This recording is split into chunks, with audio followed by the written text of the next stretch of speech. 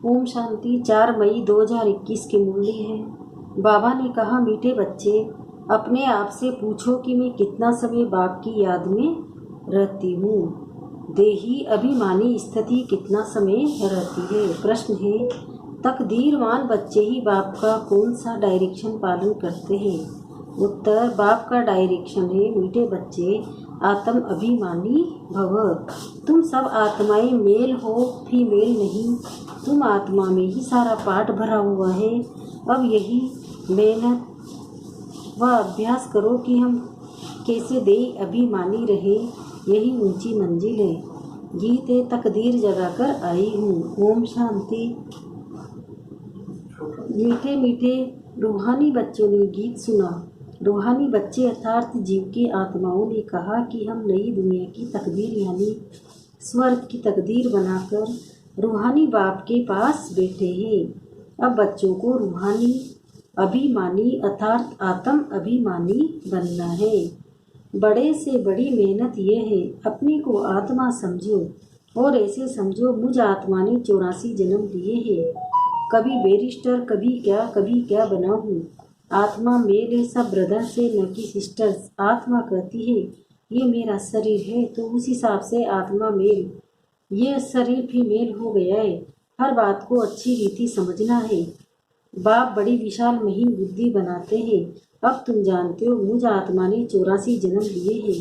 संस्कार अच्छे व बुरे आत्मा में रहते हैं। उन संस्कारों अनुसार शरीर भी ऐसा मिलता है। सारा मदार आत्मा पर है। ये बहुत बड़ी मेहनत है। जन्म जन्मांतर लौकिक बाप को याद किया, अब पारलौकिक बाप को याद करना है। अपने को घड़ी घड़ी आत्मा समझना है। हम आत्मा ही शरीर लेते हैं।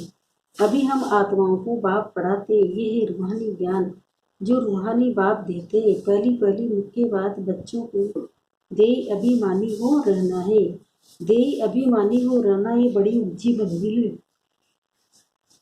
ज्ञान ऊंच नहीं, ज्ञान में मेहनत नहीं। सृष्टि चक्र को जानना, ये है हिस्ट्री ज्योग्राफी। ऊंच से ऊंच बाप है। फिर है सूक्ष्म वतन में देवताएं। वर्ल्ड की हिस्ट्री ज्योग्राफी तो मनुष्य सृष्टि में होती है। मूल वतन सूक्ष्म वतन में हिस्ट्री ज्योग्राफी नहीं है। वह है शांति धाम, सत्य है सुख धाम, कलयुग है दुख धाम। यहाँ रावण राज्य में किसी को शांति मिल नहीं सकती। अब तुम बच्चों को ज्ञान मिला है। हम आत्मा है शांति धाम में रहने वाली। ये आर्गन्स कर्म करने के लिए ही, चाहे कर्म करे चाहे न करे। हम तो आत्मा है। हमारा स्वधर्म शांत है। कर्म योगी है ना, कर्म भी जरूर करना है। कर्म सन्यासी कभी हो नहीं सकते।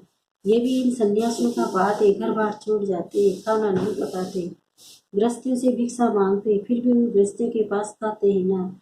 घर बार छोड़कर कर्म तो फिर भी करते हैं। कर्म सन्यास तो हो नहीं सकता। कर्म सन्यास तब है जब आत्मा शांति धाम में रहती है। वहाँ कर्मेंद्रिय ही नहीं है तो कर्म कैसे करेंगे। इसको कर्म क्षेत्र कहते हैं। कर्म क्षेत्र पर सबको आना पड़ता है। वह है शांति धाम अथवा मूल वतन। ऐसे नहीं है कि ब्रह्म में आत्मा को लीन होना है।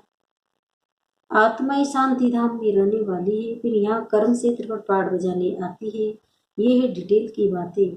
नट सेल में तो कहते हैं अपने को आत्मा समझ निश्चय करो और बाप को याद करो तो विकल्प विनाश हो जाएंगे। इसको ही भारत का प्राचीन युग कहा जाता है। वास्तव में इनको योग भी नहीं याद करना चाहिए। इसमें मेहनत है। योगी बहुत कम बनते ही। योग की शिक्षा पहले चाहिए, बाद में ज्ञान, पहले ही बाप की याद। बाप कहते देह अभिमानी बनो। ये है रूहानी याद की यात्रा, ज्ञान की यात्रा नहीं। इसमें बड़ी मेहनत करनी पड़ेगी। कोई तो भल बीके कहलाते हैं परंतु बाप को याद नहीं करते। बाप आकर ब्रह्मा द्वारा तुम बच्चों को देह अभिमानी बनाते। ये देह अभिमानी थे, अभी देह अभिमानी बनने का पुरुषार्थ चल रहा है। ब्रह्मा कोई भगवान नहीं है। यहाँ तो सब मनुष्य मात्र पतित है। पावन श्रेष्ठाचारी एक भी नहीं। आत्मा के लिए ही कहा जाता है पुण्य आत्मा, पाप आत्मा। मनुष्य भी कहते हैं मेरी आत्मा को तंग नहीं करो, परंतु समझते नहीं है कि मैं कौन हूँ। पूछा जाता है जीव की आत्मा तुम क्या धंधा करते हो। कहेंगे मैं आत्मा इस शरीर द्वारा फलाना धंधा करता हूँ। तो पहले निश्चय कर बाप को याद करो। ये रूहानी नॉलेज सिवाय बाप के कोई दे न सके। बाप आकर देह अभिमानी बनाते हैं। ऐसे नहीं कि ज्ञान में कोई तीखे जाते हैं तो वह पक्के देह अभिमानी बने हैं। देही अभिमानी जो है वो ज्ञान को अच्छी रीति धारण करते हैं, बाकी तो बहुत है जो ज्ञान को अच्छी रीति समझते हैं परंतु शिव बाबा की याद भूल जाते हैं। घड़ी घड़ी अपने को आत्मा समझ बाप को याद करना है, इसमें जिन मुआफिक बनना है। जिन्न की कहानी है, बाप भी ये काम देते हैं, मुझे याद करो नहीं तो माया मुझे खा जाएगी। माया है जिन्न, जितना बाप को याद करेंगे तो विकर्म विनाश होंगे और तुमको बहुत कशिश होगी। माया उल्टा बनाकर तुमको बहुत तूफान में लाएगी। बुद्धि में यही याद रहे कि हम आत्मा बाप के बच्चे हैं, बस इसी खुशी में रहना है। देह अभिमान में आने से माया चमाट लगाती है। हाँ, हम ताई का खेल भी दिखाते हैं, उलरा डालने से गुम हो जाते हैं। तुमको भी माया तंग नहीं करेगी अगर बाप की याद में रहेंगे तो। इस पर ही युद्ध चलती है। तुम पुरुषार्थ करते हो याद करने का, लेकिन माया ऐसा नाक से पकड़ेगी जो याद करने नहीं देगी। तुम तंग हो सो जाएंगे, इतना माया से युद्ध चलेगी। बाकी वर्ड की योग रोकी तो मोस्ट सिंपल है। तुमको घड़ी घड़ी कहा जाता है हमेशा समझो अब हमारे 84 जन्म पूरे हुए, अब हम जाते हैं बाबा से मिलने। यह याद रहना ही मुश्किल है, बाकी किसी को समझाना कोई मुश्किल नहीं है। ऐसे नहीं कि हम तो बहुत अच्छा समझाते हैं, नहीं, पली पली बात ही याद की प्रदर्शनी में ढेर आते हैं। पले पले ये सबक सिखाना है कि अपने को आत्मा निश्चय कर बाप को याद करो तो तमो प्रधान से सब प्रधान बनेगी। पहले लेसन ही यह देना है। भारत का प्राचीन योग कोई भी सिखा नहीं सकते, बाप जब आकर सिखलाए तब सीख सकते हैं। मनुष्य को राजयोग सिखा नहीं सकते, इम्पॉसिबल है। सतयुग में तो है ही भक्त पावन, वहाँ तो प्रारब्ध भोगते, यहाँ ज्ञान अज्ञान की बात ही नहीं है। भक्ति मार्ग में ही बाप को बुलाते हैं कि आकर दुख हरो सुख दो। सतयुग त्रेता में कोई भी गुरु गोसाई नहीं होते, वहाँ तो सदगति पाई हुई है। सदगति का वर्षा 21 जन्म के लिए तुम पा सकते हो। 21 पीढ़ी कहते हैं ब्रह्मा कुमारी, वह जो 21 पीढ़ी का उद्धार करे। ये भारत में ही गाया जाता है, भारत में ही तुमको 21 पीढ़ी का वर्षा मिलता है। वहाँ तुम एक ही देवी देवता धर्म वाले होते हो, दूसरा कोई धर्म नहीं। बाप आकर तुमको मनुष्य से देवता बनाते हैं। पवित्र होने बिगड़ हम वापस जा कैसे सकते हैं। यहाँ तो सब विकारी पति थे, जो धर्म स्थापक है वह फिर पालना करते हैं, उनके धर्म की वृद्धि होती जाती है। वापिस कोई भी जा नहीं सकता, एक भी एक्टर वापिस जा नहीं सकता। सबको सतो प्रधान सतो रजो तमो आने में ब्रह्मा के दिन भी कहते हैं ब्रह्मा का दिन ब्रह्मा की रात। तो क्या सृष्टि में अकेला ही ब्रह्मा होगा क्या। अभी तुम ब्राह्मण कुल के बन रहे हो, तुम रात में थे अब दिन में जा रहे हो। तुमको समझाया है कि कितना समय पूज्य पने में रहते हो, कितना जन्म पुजारी बनते हो। जब तक बाप न आए तब तक कोई तराउटी भ्रष्टाचारी से श्रेष्ठाचारी बन न सके। भ्रष्टाचारी उनको कहा जाता है जो विकार से पैदा होते हैं, इसलिए पहले हेल कहा जाता है। हेल और हेल दोनों में अगर दुख हो तो फिर भी उनको हेल नहीं कहा जाता है। जब तक पूरा समझ नहीं सकते हैं तो उल्टे सुल्टे प्रश्न करेंगे। तुमको समझाना है भारत बहुत विविधता, जैसे ईश्वर की महिमा अपरंपार है वैसे भारत की भी महिमा अपरंपार है। भारत क्या था, ऐसा किसने बनाया, बाप ने। किसकी महिमा गाते हैं, बाप ही आकर बच्चों को विश्व का मालिक बनाते हैं। मनुष्य मात्र को दुर्गति से सदगति में ले जाते हैं, शांति धाम में ले जाते हैं, जिसके लिए मनुष्य पुरुषार्थ करते हैं। उसको अटल सुख, अटल शांति, अटल पवित्रता कहा जाता है। वहाँ तुम सुख में ही हो, शांति में भी हो और बाकी आत्माएं शांति में रहती है।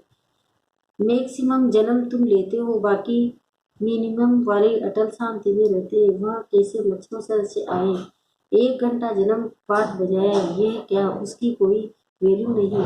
मच्छरों की क्या वैल्यू है, रात को जन्मते हैं रात में मर जाते हैं। इस समय बहुत करके शांति ही चाहते हैं, क्योंकि इस समय के गुरु लोग हैं शांति में जाने वाले।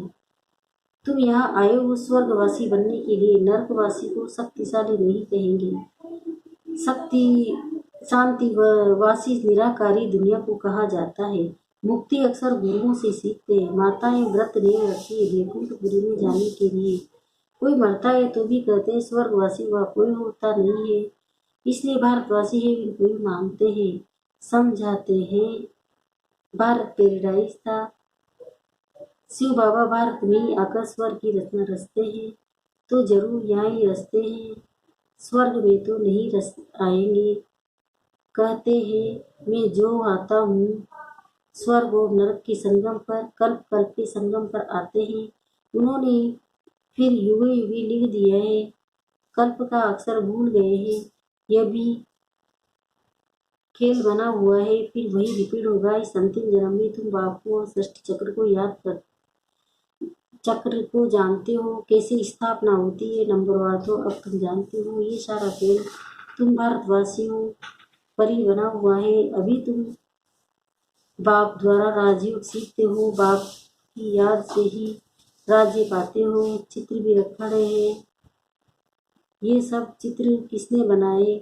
इनको गुरु गोसाई तो है नहीं। अगर कोई गुरु होता है तो भी एक को शिष्य थोड़े ही एक दो शिष्य थोड़े ही होते हैं, अनेक होते हैं ना। ये नॉलेज सिवाय एक बाप के और कोई जान न सके। बहुत लोग पूछते हैं ये चित्र तुम्हारे दादा ने बनवाए हैं? ये तो बाप ने दिव्य दृष्टि से साक्षात्कार कराया है, बैकुंठ का भी साक्षात्कार कराया है। वहाँ कैसे स्कूल चलती है, क्या भाषा होती है, सब साक्षात्कार किए हैं। बच्चे भट्टी में थे तो बाबा बच्चों को बहलाते थे। कराची में सिर्फ तुम ही अलग रहे हुए थे, जैसे अपनी राजाई थी, अपनी तात, अपनी बात, दूसरा कोई समझ न सके। समझते थे वो खुद प्रस्त है, खुदा प्रस्त है। बाबा ने समझाया है तुम हो नंस, नन वट वन। एक बाप के सिवाय और कोई को याद नहीं करना है। वो नंस क्राइस्ट को याद करती है, उनके सिवाय कोई को नहीं। तुम जानते हो वर्षा एक शिव बाबा से मिलता है। शिव बाबा तो है बिंदी, वो भी कोई द्वारा ही समझेंगे ना। प्रजापिता ब्रह्मा तो जरूर यहाँ होगा। बाप कहते हैं इनके बहु जन्मों के अंत के जन्म में शरीर में प्रवेश करता हूँ। अच्छा मीठे मीठे सिखिल दे बच्चों प्रति माता पिता बाप दादा का याद प्यार और गुड मॉर्निंग। रूहानी बाप की रूहानी बच्चों को नमस्ते। हम रूहानी बच्चों की भी रूहानी माता पिता बाप दादा को याद प्यार गुड मॉर्निंग, नमस्ते नमस्ते नमस्ते। शुक्रिया बाबा, शुक्रिया आपका पद्मा पदम, शुक्रिया। धारणा के सहारे फैलाए ज्ञान की अच्छी रीति धारणा कर दे अभिमानी बनना है। यही मेहनत है, यही ऊंची मंजिल है। इस मेहनत में आत्मा को सत्व प्रधान बनाना है। दूसरा जिन्न बनकर याद की यात्रा करनी है। माया कितने भी विघन डाले, लेकिन मुख में मुलारा डाल देना है। माया से तंग नहीं होना है, एक की याद में रखकर तूफान हटा देने।